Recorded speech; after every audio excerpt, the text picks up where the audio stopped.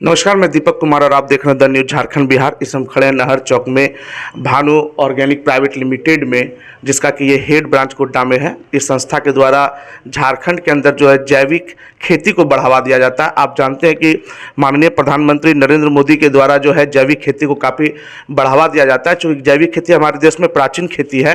पहले जब खेती होती थी और जैविक खेती के माध्यम से ही होता था, जिसमें कि बायो खाद जो है उसका इस्तेमाल होता था। जैविक खेती से उत्पन्न फसल जो है वह स्वास्थ्य के लिए और काफ़ी लाभदायक है, क्योंकि इससे कोई बीमारियां नहीं होती है।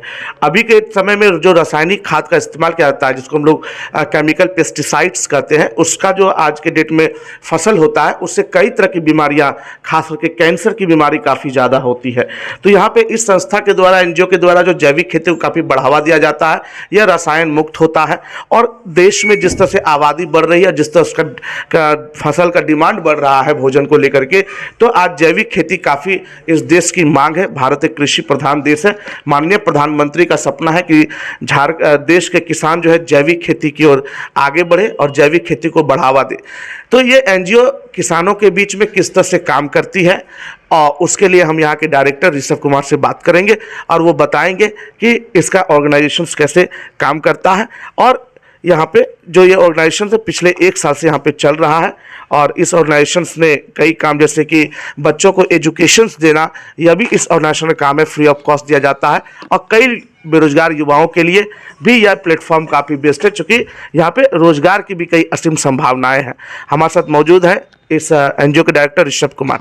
सर नमस्कार। नमस्कार दीपक जी, पहले मैं आपको शुक्रिया अदा करता हूँ, आप इतनी दूर से आए हैं।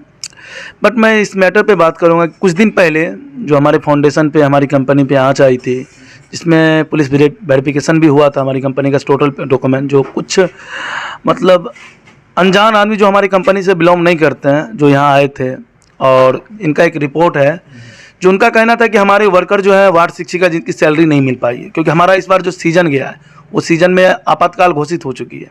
हमारी झारखंड सरकार आपातकाल घोषित कर चुकी है, पूरा झारखंड सूखाग्रस्त हो चुका है। इस कारण से, क्योंकि हमारी फाउंडेशन जो चलती है हमारी पीवीटी की कमाई से चलती है, इनके कारण हमने सैलरी को कुछ बाधित किया। और दिसंबर में हमारा टोटल प्रोजेक्ट एंड होता है, समाप्त हो जाता है। तो लगभग टोटल शिक्षा को सैलरी देने के बाद भी एक छोटा सा मैटर उठ गया है, जिसमें बहुत सारे रिपोर्टर यहाँ आए, वीडियो बनाया, और थाने भी गया मैंने। थाना जाने के बाद वो टोटल पेपर वेरिफिकेशन के बाद, और उसके बाद ऑफिस खोलने की अनुमति दी गई उसी दिन। तो उसका कुछ मैं दिखाना चाहूँगा आप लोग को, कि जो शिक्षिका को सैलरी मैं देता हूँ, थोड़ा यहाँ है विवेक जी, शुरू से है लगभग काफ़ी लोगों को आपने रोजगार दे रखा है। जी हाँ, लगभग हमारे फाउंडेशन में 2 से 2,500 महिलाएं काम करती, जो वार्ड शिक्षिका के रूप में नियुक्त हैं। और लगभग कम से कम 1000 से ऊपर पंचायत कोऑर्डिनेटर, ब्लॉक कोऑर्डिनेटर जो हमारे कंपनी में काम करता है। हमारे फाउंडेशन में 2 पोस्ट है, ब्लॉक शिक्षिका और वार्ड शिक्षिका। जो मैटर बना था कुछ दिन पहले, जो यहाँ पर थाने से भी मैटर आया था, तो वो था वार्ड शिक्षिका की सैलरी पूरा नहीं करना। तो हमारा जो सीजन जाता है वो सीजन आउट ऑफ सीजन जाने के कारण हमारी सैलरी देने में बाधित हुई। बट हमने उसी दिन, जिस दिन मैंने सैलरी बांटा, उसी दिन इस मैटर को खोला गया। तो उसके बाद थाना जाने के बाद सारा पेपर वेरिफिकेशन टोटल से किया गया। सैलरी जैसे मैं आपको फाइल दिखा रहा हूँ, टोटल देने के बाद आज वो मैटर शांत हो चुका है। और विशेष जानकारी इस मैटर में जो हमारे ऑफिस पे घटा था वो आपको विवेक सर बताएंगे, हमारे मैनेजर विवेक कुमार। अच्छा विवेक जी, उस दिन मतलब कि क्या, मतलब कि जैसे सर तो कुछ बताए, थोड़ा डिटेल्स क्या हुआ था उस दिन? उस दिन ये था कि हमारा दिसंबर में सारा प्रोजेक्ट ख़त्म होना था।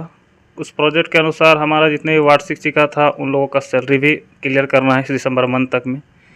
जो हम उस दिन के 2 दिन पहले से हम लोग सारे लोगों को सूचना कर दिया था ग्रुप में कि आज के डेट में आपको 50% सैलरी मिलेगी और फिर नेक्स्ट डे को 50% सैलरी मिलेगी। तो फर्स्ट डे तो हमने 50% सैलरी दे के सारे लोगों को भेजा, उस दिन कोई इशू नहीं आया। सेकेंड दिन भी आए लोग, उस दिन भी मैंने टोटल को क्लियर किया। लास्ट एक कैंडिडेट जो बचा हुआ था, उस टाइम मैं जब सैलरी दे रहा था, उसी टाइम मैं बाहर से कुछ शोर शराबा आवाज़, हंगामे की आवाज़ आई, तो हम बाहर निकले लास्ट कैंडिडेट के बाद। उसके बाद वो लोग आए तो पूछे कि क्या इशू है, तो मैंने कहा कि ऐसा सैलरी का इशू है और वो भी आज हम क्लियर कर चुके हैं। तो वो हमारे एम्प्लॉय लोग से पूछे भी, जो कार्य कर रहे थे, कि आप लोगों को मिल गया? बोले हाँ मिल गया। उससे तो कोई इशू था नहीं, लेकिन उसके बाद हमको लग रहा था कि ये पहले से एक साजिश था, जो कि थाने को कवर करके रखना कि आपका आईडी गलत है, आपका रजिस्ट्रेशन गलत है, आपका कंपनी का पेपर गलत है। तो हमने कहा कि चलो भाई ठीक है, तो पेपर गलत है तो उसका तो सत्यापन हम कर ही लेंगे। तो बोले कि नहीं, एसडीओ के पास जाना। बाद में पता चला पुलिस प्रशासन और एसडीओ ने काफी सहयोग भी किया आपको। हाँ, एसडीओ ने, हमारे पुलिस प्रशासन के पास हम लोग के जाने के बाद हमारा सारा जो भी डॉक्यूमेंट है वो हम पीछे से लेके गए उनके पास, उनको मैंने सबमिट किया, उसने देखा। तो उसके बाद उन लोगों ने सत्यापन तो किया। उसके बाद सत्यापन करके हम लोगों को ऑफिस खोलने की अनुमति दी गई कि नहीं, आप खोल सकते हैं। रहा पेमेंट का इश्यू, तो ये तो हर क्षेत्र में होता है कि चलिए आज 1 दिन लेट, 2 दिन लेट या 10 दिन लेट। गवर्नमेंट में भी स्टाफ को पेमेंट, टीचर्स की सैलरी 4-5 महीने बाकी रहती है, वो फिर भी वो तो ऐसा कुछ नहीं कर तो नहीं होता है। लेकिन ये है कि जो हमारे कंपनी में जो वर्कर है, जो काम कर रहे हैं, उनका कोई इशू था नहीं। वो लोग, सारे लोग खुश थे। वो लोग को समझते भी थे कि चलिए 1 महीना में नहीं मिला, सेकेंड मंथ हमको पूरा मिल जा रहा है। लेकिन कुछ लोग होते हैं, अदर लोग, जो थोड़ा बहकावे में आकर कुछ बाला फुतला के ले आते हैं। और प्रॉपर गोड्डा हमारे डायरेक्टर सर का तो यहाँ घर नहीं है, वो एक यहाँ हेड ब्रांच खोल के रखे हैं। तो लोगों का होता है कि लोकल जो पावर होता है, लोकलिटी का, जो कि अपना पावर दिखाने के लिए ज़बरदस्ती करना, ये करना, यही सारा सब मैटर आ रहा था। अच्छे कामों में समस्या तो हर जगह होती है, लेकिन अब तो कहीं कोई दिक्कत हाँ, अभी तो हमारे पास कोई तरह का दिक्कत नहीं है। अच्छा हुआ कि हमारा भी पेपर वेरिफिकेशन हो गया, सत्यापन हो गया, और हमें वहाँ से भी अथॉरिटी दिया गया कि नहीं, आप ऑफिस खोल सकते हैं।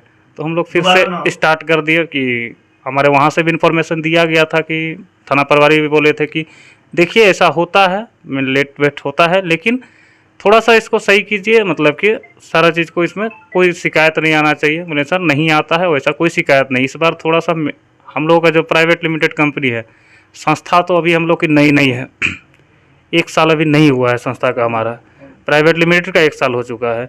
तो अभी संस्था से हम लोग को गवर्नमेंट के तरफ से अभी कोई हेल्प अभी तक हम लोग के पास आया नहीं है। तो जो भी हम लोग संस्था में जो काम करवा रहे हैं, तो उसको तो हमको बैठा के तो रखना नहीं, उनको भी तो पेमेंट करना है। तो वो दिशा हम लोग कहाँ से करते हैं, तो प्राइवेट लिमिटेड का जो कमाई होता है उसके कुछ परसेंटेज हम लोग संस्था में डाल देते हैं। तो इस बार प्राइवेट लिमिटेड, हम लोग का प्राइवेट लिमिटेड है खेती से रिलेटेड, कृषि से रिलेटेड। इस बार तो झारखंड में हो गया सूखाग्रस्त। तो सूखा में हमारा जो प्रोडक्ट है, जो आपका बायो प्रोडक्ट है, जैविक खाद है, ये सारा माल हम लोग का उतना ज़्यादा सेल नहीं हुआ। सेल नहीं होने के वजह से हमारा 2 महीना तो 3 महीना थोड़ा सा ब्रेक डाउन रहा इसमें। इस पर भी हम लोग निराकरण निकाले, उन लोग को टाइम दिया गया और टाइम पर हम लोग पूरा भी किए। उसको पूरा करने के बाद भी वो भी अगर वैसा भी है, उसने शिक्षिका से बात भी किया, उन्होंने एम्प्लॉय से बात भी किया कि नहीं आप लोगों को मिल गया। उन लोगों ने हाँ भी कहा कि हम लोगों को मिल गया, हम लोगों को कोई इशू नहीं है। और ऐसे हमारे पास बहुत सारे एम्प्लॉय शिक्षिका है जिसने बताया भी हम लोगों को। बाद में हम लोगों को तो पता नहीं था, उन लोगों को बताया गया था कि नहीं वहाँ ऑफिस में मीटिंग है, आप लोग को जाना है। जो कि ऑफिस से कोई इन्फॉर्मेशन वो लोग के पास नहीं दिया गया था कि कहीं ना कहीं कुछ कंफ्यूजन डेवलप हुई थी। कन्फ्यूजन ही था कि मतलब वो लोगों को बता के कुछ और लेके आएगा था और यहाँ कुछ और बात हो गई थी। अच्छा, तो अब तो समस्या कहीं कुछ नहीं। अच्छी बात प्रशासन ने भी देखा और काफ़ी व्यवस्थित। किसानों को क्या क्या उपलब्ध करवाते हैं जैविक खेती के लिए? किसानों को हम लोग जैसे हर सीजन में, जैसे धान के सीजन में, तो समय पर हम लोग को बीज वितरण कर देना। मतलब हम लोग तो प्राइवेट लिमिटेड है, हम लोग वितरण सरकारी या गवर्नमेंट फंड से या फ्री एंड कॉस्ट नहीं करते हैं। हाँ, इतना करते हैं कि वो जो मार्केट से खरीदते हैं उससे हम कम रेट में देते हैं, जो कि किसान को भी सहूलियत हो। खाद हम जैसे बेचते हैं, जैसे DAP, बायो DAP आता है, हम लोग 960 रुपया में देते हैं। धान का बीज जैसे 50 रुपया की जो केजी, 55 रुपया केजी आप मार्केट में लेते हैं, उसको हम 30 रुपया केजी, 33 रुपया केजी में किसानों तक देते हैं। जिससे किसान को भी फ़ायदा होता है कि हमको कम रेट में भी मिल जाता है और प्लस उनको मार्केट आने की दिक्कत नहीं होती है, उसको हम घर तक पहुंचा के देते हैं। हर पंचायत में आप शिक्षा केंद्र भी चलाते हैं जहाँ बच्चों को निःशुल्क शिक्षा दी जाती है, कॉपी किताब बुक्स वगैरह भी, बैग्स वगैरह भी दी जाती है। पंचायत के हर वार्ड में, एक वार्ड में एक शिक्षिका नियुक्त करते हैं और हर वार्ड में 40 बच्चे पढ़ते हैं। उस 40 बच्चे का टोटल कॉपी किताब, बैग, पेंसिल बॉक्स, सारा चीज़ एक बार साल में एक बार फ्री एंड कॉस्ट उसको गिफ्ट करते हैं। ये पीछे जो मतलब तस्वीरें हैं जिसमें कि दिखाया जा रहा है, ये सब उसी की मतलब? हाँ, उसी की सारा तस्वीर है जिसमें हम लोग उद्घाटन करते हैं। जिस समय बैग किट बांटते हैं उस समय सारा चीज़ उनको देने के बाद फोटो वगैरह लेके उसको उद्घाटन के तौर पर उसको।